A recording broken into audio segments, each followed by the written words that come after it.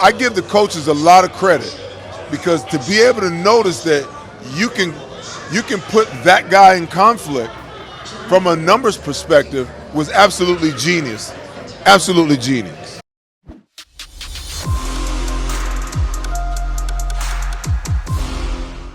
Welcome to Pond League Hockey.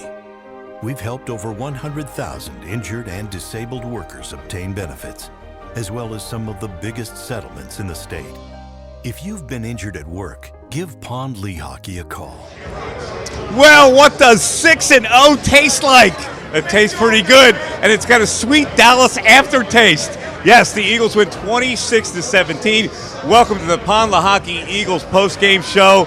And what a night. I'm Mike Missinelli with Derek Gunn, Seth Joyner, Devin Caney joining us later. The Eagles, again, in the first half, the second quarter dominance, they take a 20-0 lead in this game, and they kind of survive in the second half, and that's the way it works. The Eagles are they're one of those teams that just can't be flustered. When you think they're on the ropes, and they were kind of on the ropes in the second half, they forge a monster drive to get to that go-ahead touchdown to make it 26-17, even though there was a questionable decision on the point after touchdown. and then they make a great defensive play with Brandon Graham getting in Cooper Rush's face, and they get the interception. I mean, I don't know what more to say. They have made every right play. They scare you a little bit in the second half with their lack of efficiency, but they win. Mike, what a weekend to be a Philadelphia sports fan. I mean, the Phillies are in the NLCS. The Flyers are off to a 2-0 start, and the Eagles go to their bye week, a perfect 6-0, the only undefeated team in the National Football League. Was it a perfect game? By no stretch of the imagination was it a perfect game, but when you talk about a rivalry like this against two teams that have been streaking in the right direction, it's not going to be perfect. But luckily for the Eagles, they had more perfection in their game than the Dallas Cowboys did. You know, as imperfect of a game as football is, you know, I just have to resign myself to the fact that the game is more imperfect now than it's ever been. And just be happy for the fact that the Eagles are 6-0. You know, I mean, I'm tired of fighting with people on social media about, you know, the analytical side. See, I'm not a fanboy. I want the Eagles to do well, but I'm not a fanboy. I'm an analyst. That's what I do. I analyze the game. I break down what I see that's right and what I see that's wrong and where I think, you know, the improvements need to be made, you know. But the game is so imperfect. It's imperfect from a technical standpoint. It's imperfect from a fundamental standpoint. It's imperfect from an integrity standpoint. And, you know, the team who can traverse that the best each and every week, this is the new NFL, is the team that wins. And that's so you know what? Kudos, really, Eagles. That's exactly. Kudos, Eagles, for being 6-0. Wait, you're conceding? Yes. I never thought I would, Mike. Look, I never thought I would hear Seth say he he's conceded. Right. This is exactly what they are. They're a team that really, you know, you expect letdowns from other Eagle teams. You expect, like, here's a game. They're ready to play. They get out to a 20-0 lead. They hold Dallas, 81 yards in the first half. They're always ready when the bell rings.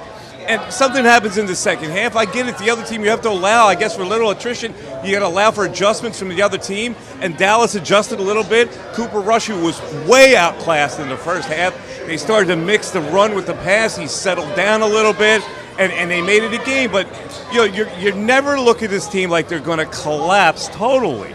And when a score gets to 2017, what happens? They have a drive that takes them out of harm's way. Well, when you look at this team across the board, especially offensively, they are the most explosive offense in the National Football League.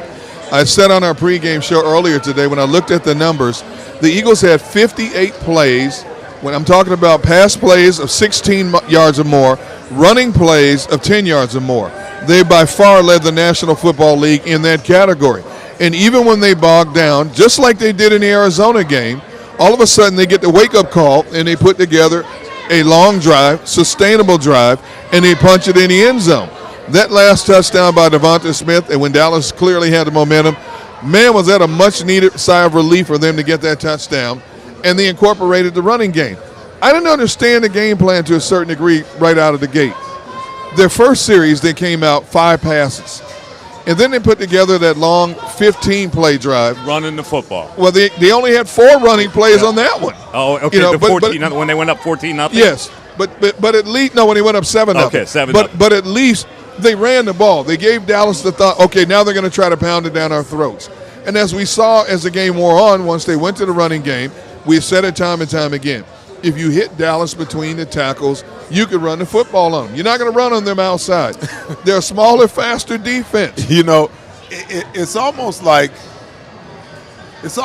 they know what the recipe is for winning, but they still got to test the other way first.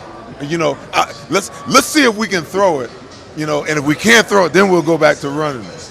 I mean, it seems like that's the mode of operation all the time.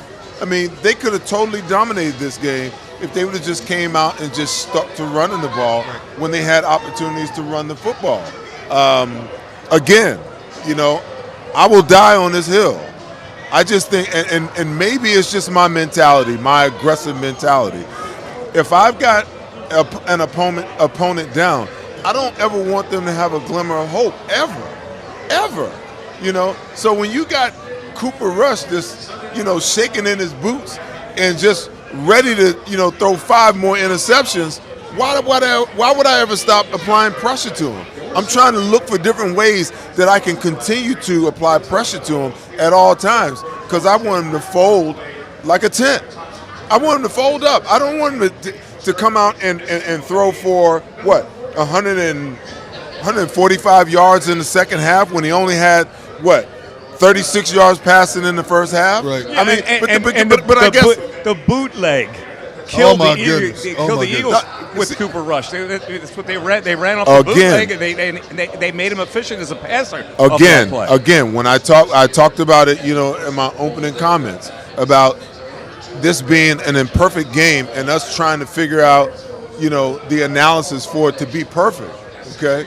They're so fundamentally unsound because every single time that motion goes away from Josh Sweat or Hassan Reddick, they chase down the line. And here comes the bootleg. Yeah. You know, and then the bootleg throwback to the tight end, you can see that coming, you know, a mile away because they boot, and then all of a sudden they don't send the tight end out to the flat no more. They send him and take him across the field, and while everybody's running out to the flat, he's screaming up the left side of the field all by himself. That was definitely a flaw. Now, let's look, though, at they neutralized Micah Parsons in the first half. Speak to that and how they did it. And then that would turn around because Lane Johnson goes out, and we hope he's okay, but he's in concussion protocol, we understand. Yes. So what did they do against Micah Parsons in the first half? Well, you know, when you run RPOs and you run read option, it really comes down to a numbers thing, you know. So they just made a decision that if they were going to option off of Micah Parsons, then Micah Parsons, they just weren't going to block him. They were like, let's block everybody else. He's got to make a decision. If he comes at the quarterback, we're going to hand it off right now. If he takes the dive or he hesitates, we'll just hand it off. And then there's this gap because he's got to stay where he is, and the tackle's blocking down. So there's this gap between the tackle and where Micah Parsons is. So when you hand it off, even if you hand it off, he can't react to it fast enough to really shut it down. So they really made some hay off of that because I give the coaches a lot of credit because to be able to notice that you can put that guy in conflict from a numbers perspective was absolutely genius. Absolutely genius. Philadelphia fans were cut from a different cloth. Born into a brotherhood and bonded to our team for life. We believe anything is possible because we've witnessed the impossible. While we may be from different neighborhoods, come Sunday, we are one and we will be heard. Pondley Hockey, official partner of the Philadelphia Eagles.